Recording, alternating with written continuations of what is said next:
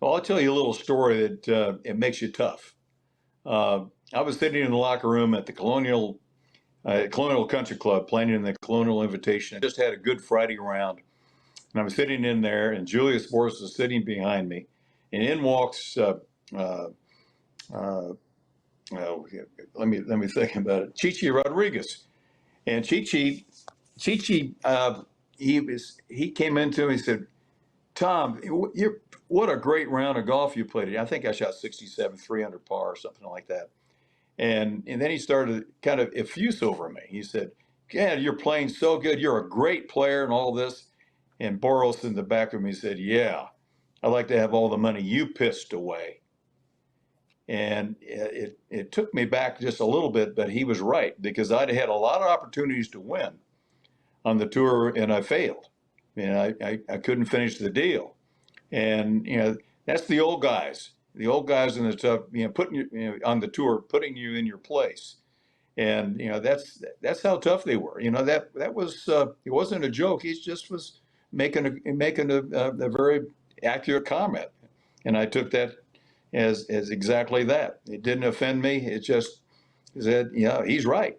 I've got to do better. I've got to learn how to win, which I finally did. And many, many times at that. Since you brought up Colonial, I guess it's a perfect time for me to ask you about how well did you know Ben Hogan? Did you get much of an opportunity to spend time around that legend? Well, I never played golf or watched Ben Hogan hit a golf shot, but I did have the opportunity to have lunch with him one time back in the middle '80s, and I had the opportunity to ask him a couple of questions there at the end of the lunch, and he was just as gracious as possible. Just we just had a wonderful conversation, and so I asked him the question. I said, "How nervous were you when you played in competition?" And he looks at me, that smile stopped like this, and he got serious. He said, "Tom, I was so nervous, I was jumping out of my skin."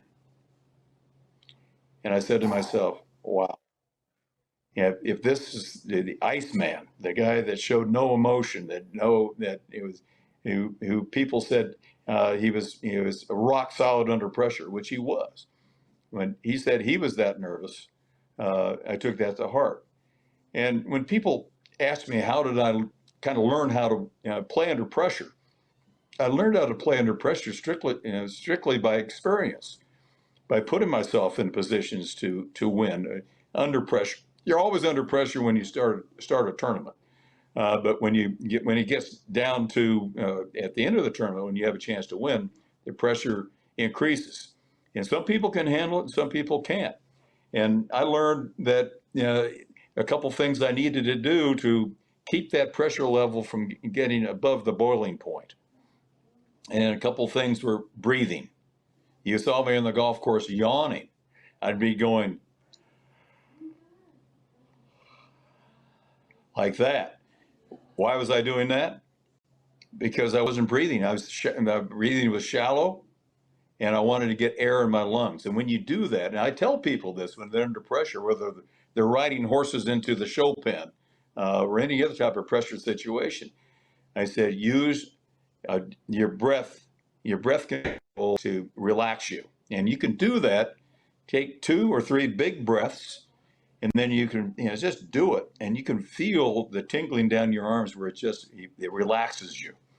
And that's one of the key elements of me learning how to deal with pressure.